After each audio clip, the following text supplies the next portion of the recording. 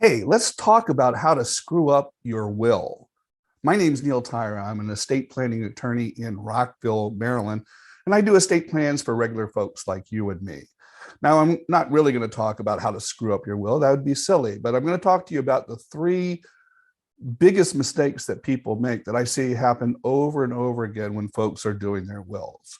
And the first one is naming co-executors or personal representatives, as we call them here in Maryland.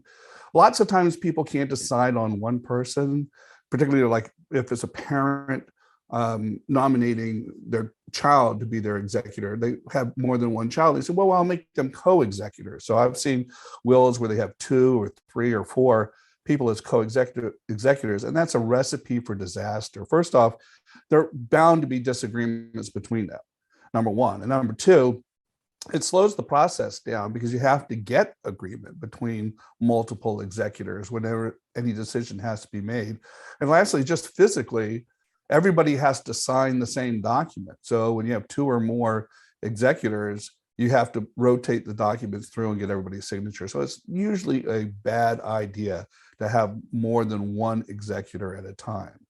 The second biggest mistake is not sharing the location of your executed will and estate plan with your loved ones. And this best exemplified by a quick story. I had a good friend of mine who we did their wills for. And sadly, when he passed, his wife called to say, do you know where the wills are? And I went, no, you should know. You're the wife.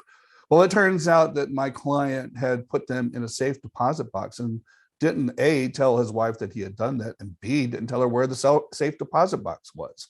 So we had to wait a year until the bill came from the bank to know which bank to go to open a safe deposit box. Had to get a court order for that too. So always tell your loved ones where the will is located and how they can get to it. And lastly, number three, the biggest mistake people make is failing to talk to their loved ones about their estate plans, because you may find out that there's family members that hold certain objects in your home or in your life with a high degree of sentimental value, and you want to take those into account, because if you don't, that's what starts all the problems typically in the process of probating a will. So again, the best way to solve all of that is to hire a seasoned professional, a lawyer, to help you. And we're there to help you write your will and do your estate plan. I'm Neil Tyra, Rockville, Maryland. We'd love to talk to you about doing your own estate plan and avoiding these terrible mistakes.